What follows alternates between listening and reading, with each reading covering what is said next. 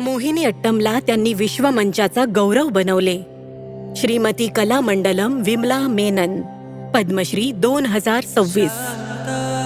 जिथे भगवान विष्णू वास करतात त्या क्षीरसागराप्रमाणे कला अनंत आहे.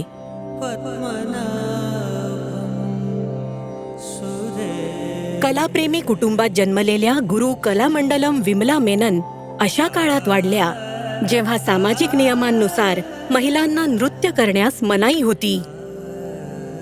वयाच्या 10व्या वर्षी त्या वल्लतोळ नारायण मेनन यांना भेटल्या, ज्यांनी त्यांना केरळ कलामंडलम मध्ये सामील होण्यासाठी प्रेरित केलं.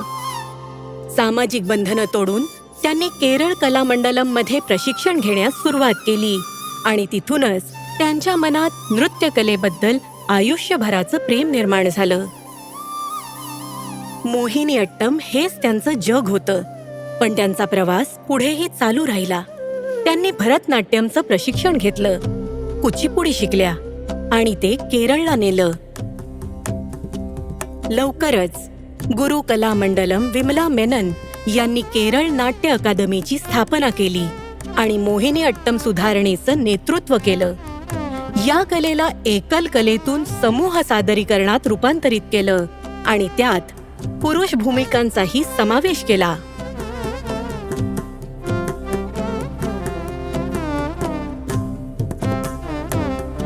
कुटुंबाच्या बळावर हा वारसा त्यांच्या मुली आणि नातींच्या माध्यमातून पुढे सुरू आहे. आणि आता वयाच्या 84व्या वर्षी त्या मोहिनी अट्टम लोकप्रिय करण्याच्या जबाबदारीत खूप सक्रिय आहे.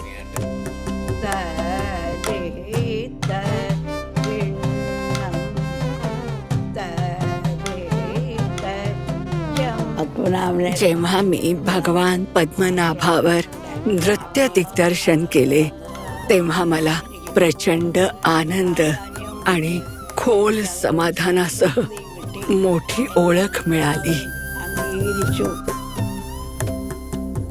आणि हा प्रकाश 10,000हून अधिक शिष्यांनी पुढे नेला.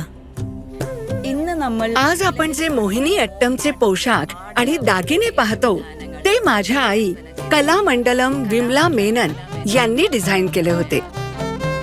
त्यांनी मोहिनी अट्टम मध्ये केरळची पारंपरिक वाद्य जोडली.